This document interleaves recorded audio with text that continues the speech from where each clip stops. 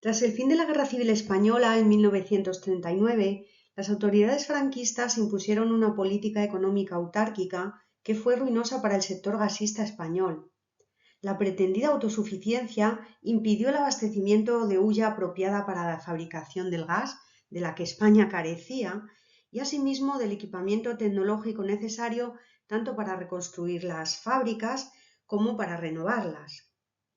A todo esto se sumaba el fuerte intervencionismo estatal en el mercado del carbón nacional que afectó muy negativamente a las industrias gasistas. El caso de la compañía Gas Madrid y de la fábrica del gas de la capital ilustra bien esta problemática. Lo que presentamos aquí es una investigación de forma sintética, breve, de la evolución de Gas Madrid durante la posguerra española, en concreto los años 1939 a 1946.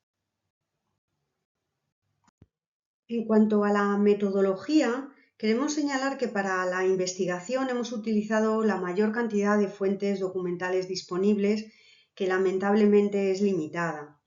Entre la documentación consultada están las estadísticas oficiales del periodo comprendido entre 1940 a 1949, también las memorias económicas de la Compañía de Gas Madrid y un documento que ha sido fundamental por la cantidad y variedad de información que proporciona es la memoria de los servicios técnicos referida al año 1946, que recopila datos de los años anteriores a esta fecha.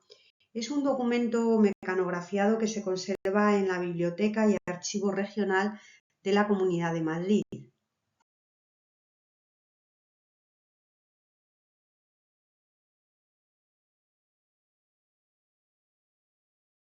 Gas Madrid se fundó en diciembre de 1921 y operaba en régimen de monopolio de facto en la producción y suministro de gas en la capital hasta el estallido de la Guerra Civil Española y después. A mediados de los años 30 la compañía era la más importante del país. En vísperas del estallido del conflicto, la factoría de Madrid tenía una capacidad de producción de 36,5 millones de metros cúbicos de gas anuales, pudiendo almacenar hasta 45.000 metros cúbicos de gas en sus instalaciones. La distribución del fluido por la ciudad se realizaba a través de una red de presión normal y otra red de alta presión cuya extensión alcanzaba los 425 kilómetros en el año 1929. Con esta red daba servicio tanto a los abonados particulares como al alumbrado público de la capital, que estaba mayoritariamente compuesto por luces de gas. Durante la Guerra Civil, la fábrica del gas de Madrid fue incautada y el negocio quedó en manos de un comité de control obrero y de un interventor designado por el gobierno. La guerra, naturalmente, afectó al funcionamiento normal de la fábrica, el consumo de gas se desplomó e igualmente el porcentaje de gas elaborado que se perdió creció espectacularmente como consecuencia del gran aumento de las fugas en la red de distribución. En esta lámina pueden ver una fotografía al respecto, es una fotografía de los efectos de los bombardeos que sufrió Madrid a lo largo de toda la Guerra Civil, y en este caso vemos la Puerta de Toledo y un gran socavón causado por una bomba. La Puerta de Toledo estaba situada a escasa distancia de la fábrica del gas y, como se ve, estos bombardeos que estaban dirigidos contra la población civil de Madrid destruían además las infraestructuras urbanas.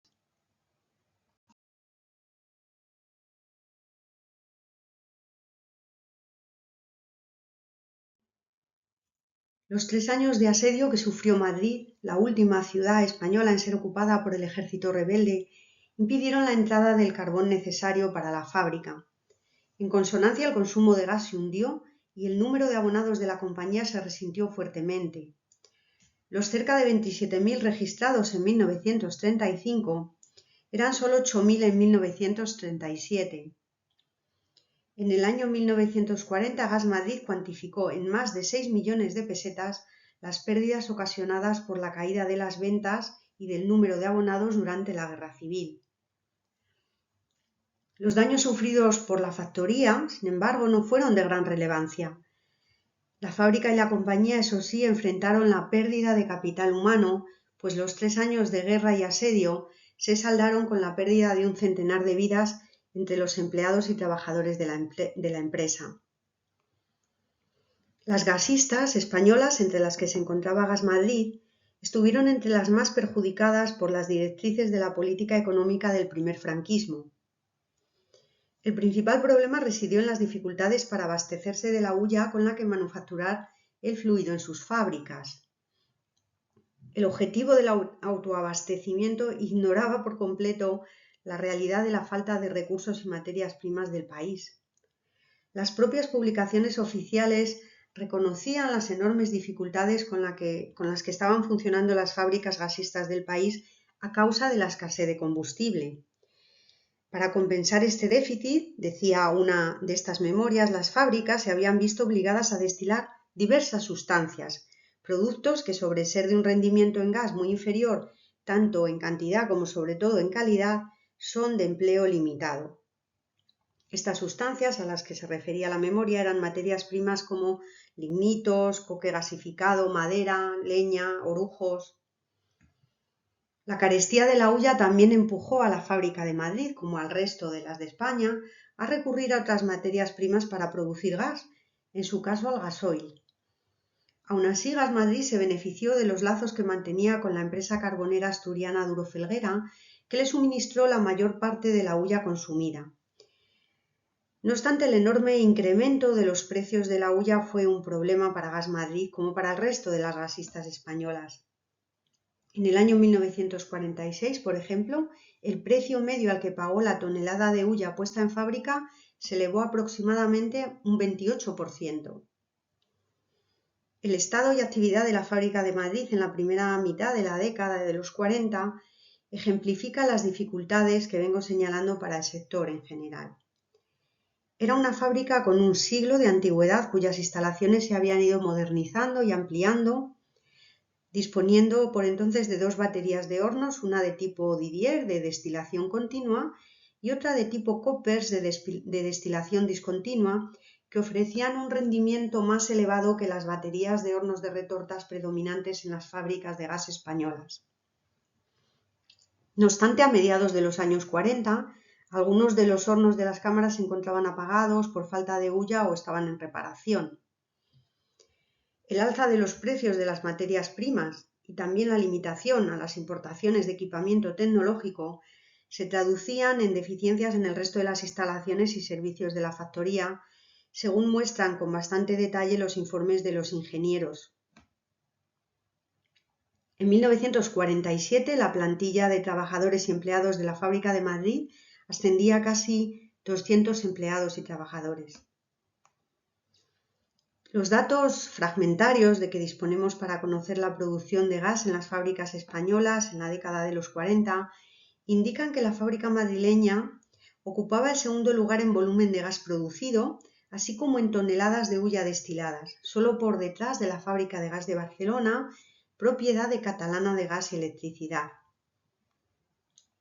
En 1943, la factoría madrileña produjo cerca de 50 millones de metros cúbicos de gas, que se redujeron a 47 al año siguiente. Para los años 1945 y 1946 contamos con el desglose del tipo de gas emitido, un dato importante ofrecido por los ingenieros de la fábrica en una memoria, porque nos revela que del total producido una parte era gas de hulla, otra parte gas azul o gas de agua y una tercera gas mixto, también denominado gas pobre, una mezcla de gas de agua y gas de aire. Estos dos últimos tenían un menor poder calorífico y lumínico. En 1946, del total de 46 millones de metros cúbicos producidos, el 78% fue gas de hulla, el 18% gas azul y cerca del 5% gas mixto.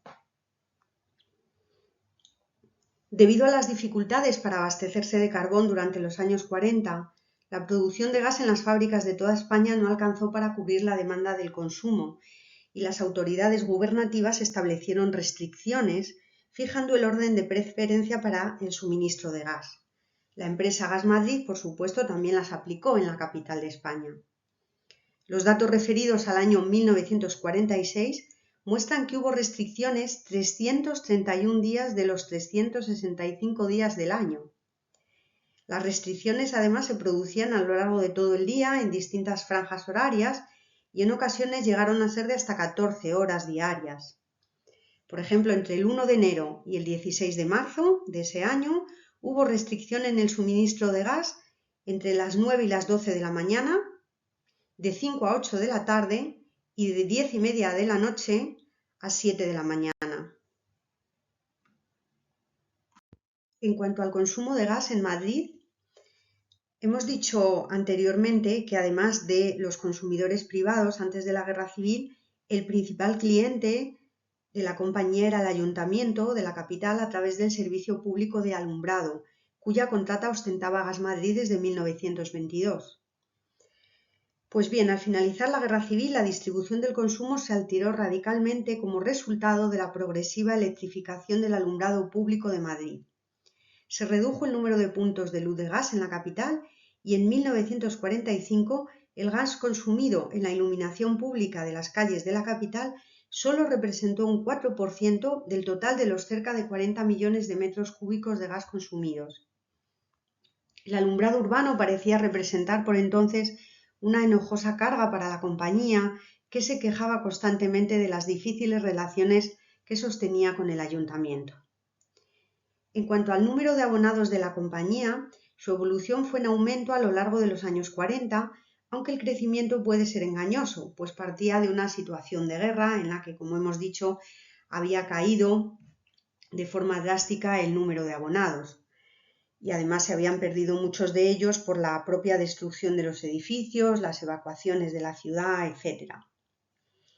Aunque la cifra de abonados de Gas Madrid creció durante la posguerra, hay que tener en cuenta estos factores que señalo, las restricciones constantes y duraderas en el tiempo, que nos impiden considerar de forma totalmente positiva el crecimiento de algo más de 28.000 abonados en 1940 a más de 45.000 en 1947. La cartera de clientes creció a un ritmo mayor, eso sí, que el de la población de Madrid en ese periodo, puesto que el número de habitantes de la capital creció un 20%, mientras que el crecimiento del número de abonados fue de algo más de un 60%. Este aumento hay que ponerlo también en relación con las restricciones eléctricas que hubo en toda España en este periodo. En todo caso, la compañía reconocía abiertamente que los nuevos abonados eran en muchas ocasiones, y cito textualmente de una memoria, aspirantes a usuarios a los que acucia una irremediable necesidad de combustible. Referente a los abonados y el consumo de gas, hay que indicar en primer lugar que la población de Madrid a mediados de los años 40 ascendía, como ven en la lámina, a más de 1 millón de habitantes, a cerca de 1.200.000 habitantes. La compañía registraba por entonces 44.397 abonados, de los cuales el 89% eran domicilios particulares, como muestra esa gráfica, un 2,6% lo que clasificaba como artes y oficios, las industrias poco más representaban un poco más del 6%, en torno a un 1% eran establecimientos comerciales, tiendas, y la misma proporción, un 1% de los abonados, eran establecimientos de enseñanza o bien establecimientos también públicos de beneficencia y sanidad. Respecto al precio del metro cúbico de gas, los abonados lo pagaban a 60 céntimos hasta 1946 y a partir de ese año, tras gestionar su aumento, la compañía logró que le fuera aprobada una tarifa de 90 céntimos el metro cúbico. La medición del consumo para los particulares se hacía mediante contadores y la mayor parte de estos aparatos eran propiedad de la compañía, casi el 67% en 1945. Gas Madrid los alquilaba a los usuarios por una tarifa que la empresa consideraba poco remuneradora, a pesar de que la diferencia entre los ingresos por el alquiler de los aparatos y los gastos derivados de su mantenimiento era positiva según los datos de que disponemos. En los años 40 eran habituales las quejas y reclamaciones de los abonados por el coste y la frecuencia de las reparaciones de los nuevos contadores, otro dato que nos confirma la penuria, la escasez y carestía de todo tipo de artículos y materiales que sufrió la sociedad española en la posguerra. Además de la venta de gas y del alquiler y venta de contadores, Gas Madrid también alquilaba y vendía otros aparatos domésticos que funcionaban con gas, los gasodomésticos. Aparatos como cocinas de gas, hornillos, plancheros y estufas, lo que reportaba ciertos beneficios a la compañía, aunque no muy elevados.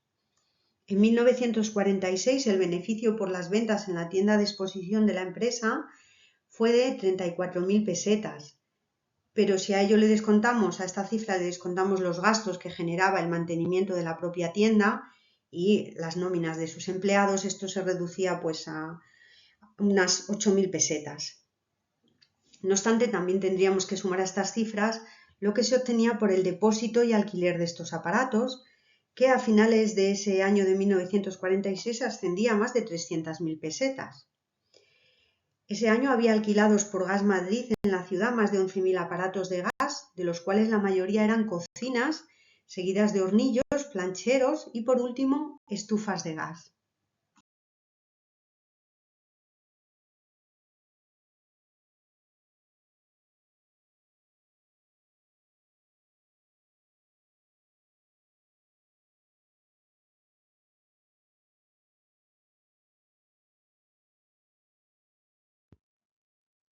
Hemos presentado hasta aquí de forma breve una investigación sobre la trayectoria de la empresa energética Gas Madrid en los años de la posguerra.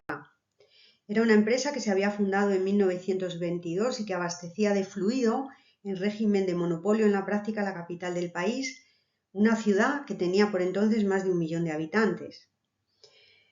Su trayectoria y la marcha del negocio confirman que, a pesar de ciertas ventajas en el abastecimiento de carbón, la compañía también enfrentó enormes complicaciones en su marcha, análogas a las del resto de empresas de gas del país en esos momentos. Complicaciones que incluían los altos precios del carbón, la mala calidad del mismo, el empleo de materias primas alternativas a la hulla que producían un fluido de peor calidad, carestía y escasez de materiales para el mantenimiento de las instalaciones, personal insuficiente, restricciones en el consumo de gas a los abonados además muy descontentos con el servicio. En definitiva, un panorama desolador.